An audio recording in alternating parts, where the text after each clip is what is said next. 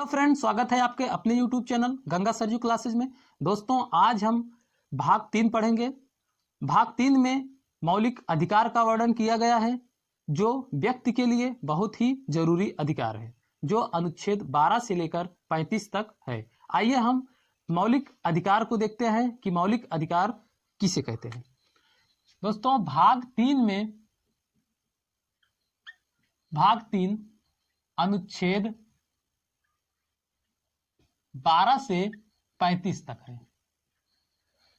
मौलिक अधिकार।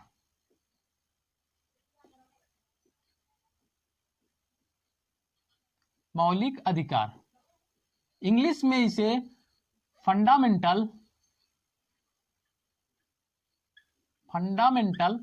राइट कहते हैं। दोस्तों, मौलिक का मतलब होता है जरूरी अधिकार।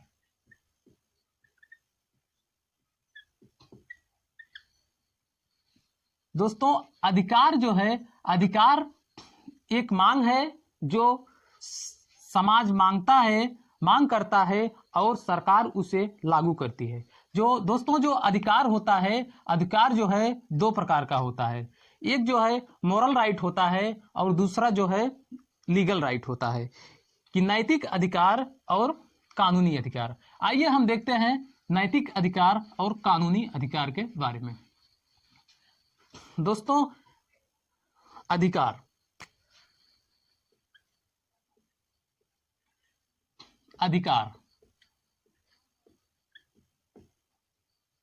राइट्स। जो राइट होता है, राइट्स होते हैं, एक मॉरल राइट होता है और दूसरा लीगल राइट। इसे नैतिक अधिकार कहते हैं, नैतिक अधिकार, और इसे कानूनी अधिकार।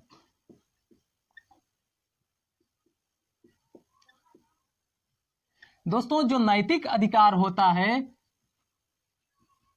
वो वाद योग्य नहीं होता, वो नॉट जस्टिसेबल होता है। ये नॉट जस्टिसेबल होता है। नैतिक अधिकार के उल्लंघन में आप जो है हाई कोर्ट या सुप्रीम कोर्ट नहीं जा सकते, जस्टिसेबल होता है, लेकिन ये जस्टिसेबल होता है। आप अगर कानूनी अधिकार का उल्लंघन करते हैं या फंडामेंटल राइट का उल्लंघन करते हैं, तो जो है उसके द्वारा आपको, अदालत के द्वारा आपको सजा दिया जाएगा।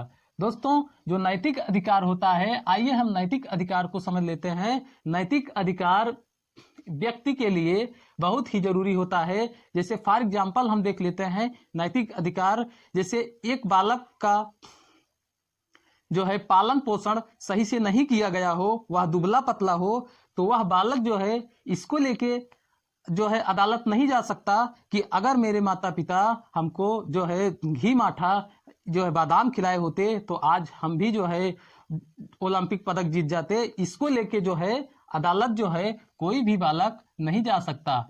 जो है इसे हम जो है नैतिक अधिकार कहते हैं। लेकिन जो कानूनी अधिकार होता है दोस्तों, वह जो है जो कानूनी अधिकार होता है, अगर उसका उल्लंघन करते हैं तो जो है आर्टिकल 32 के तहत सुप्रीम कोर्ट और आर्टिकल 226 के तहत आप हाई कोर्ट का दरवाजा खटखटा सकते हैं। आप जा सकते हैं, इसके उल्लंघन पर आप अदालत जा सकते हैं, उस पर जो है उसके द्वारा कार्रवाई किया जाएगा।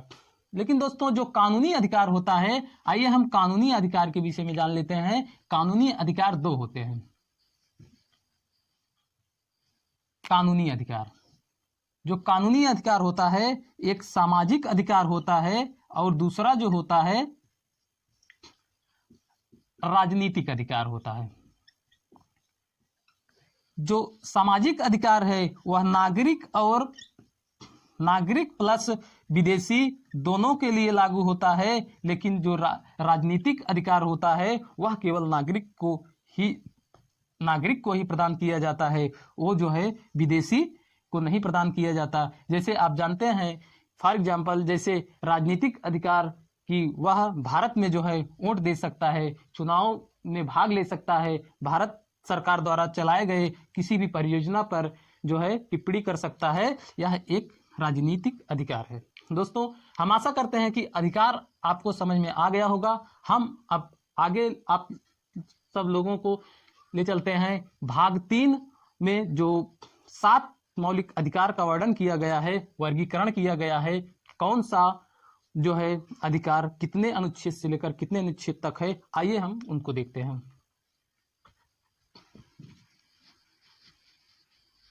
दोस्तों, हम एक एक पॉइंट पर चर्चा करेंगे, एक एक पॉइंट की व्याख्या करेंगे। दोस्तों, जो मौलिक अधिकार है, मौलिक अधिकार कुल 7 होते हैं। मौलिक अधिकार 7 होते हैं। आइए हम सबसे पहले अधिकार की बात करते हैं। पहला अधिकार जो है वह जो है समानता का अधिकार। दोस्तों, समानता का अधिकार आर्टिकल 14 से लेकर 18 तक है। आर्टिकल 14 से लेकर 18 तक है। लेकिन दोस्तों, जो दूसरा अधिकार है वह जो है स्वतंत्रता का अधिकार है। स्वतंत्रता का अधिकार, यह आर्टिकल 19 से लेकर 22 तक है। तीसरा जो है शोषण के विरुद्ध अधिकार। शोषण के विरुद्ध अधिकार,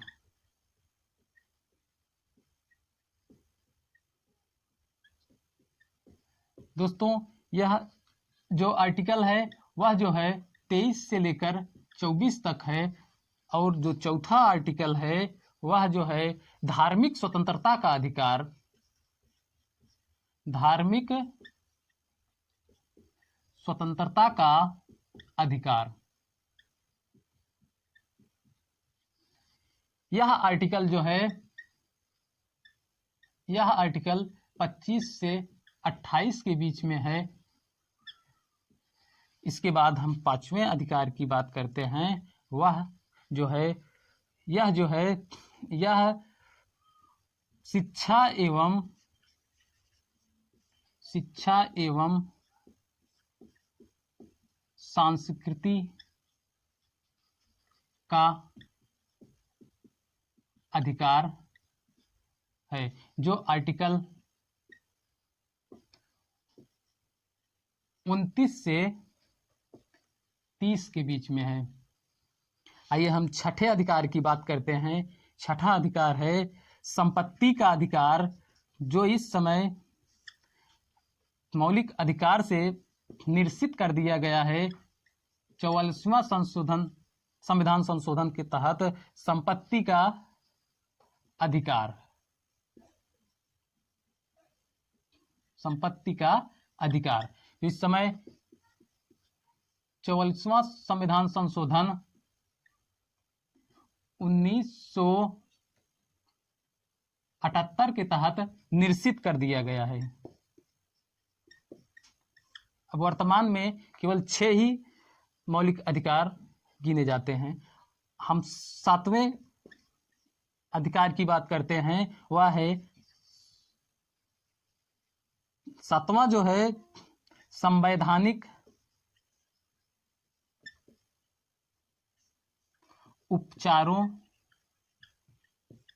का अधिकार। दोस्तों यह आर्टिकल, दोस्तों ये जो है ये आर्टिकल 31 में है और ये आर्टिकल 32 के तहत है।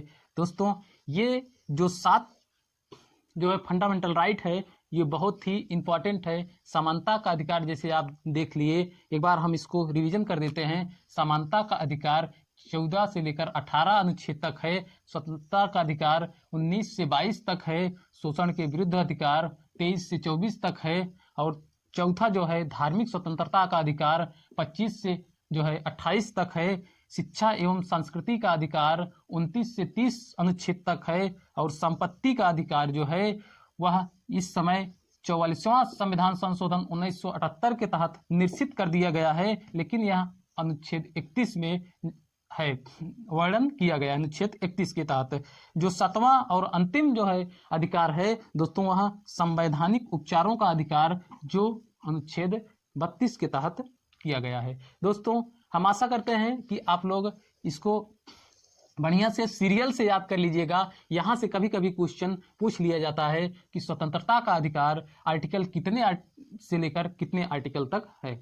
दोस्तों अब हम आगे देखते हैं जो मोस्ट इंपॉर्टेंट, जहां से क्वेश्चन लगातार जो है बनाया जाता है, एग्जामिनर वहां से जरूर क्वेश्चन पूछता है। आइए देखते हैं हम मौलिक अधिकार की विशेषता। यहां से एक क्वेश्चन जरूर से जरूर हर जो है एग्जाम में आता है। मौलिक अधिकार की विशेषता।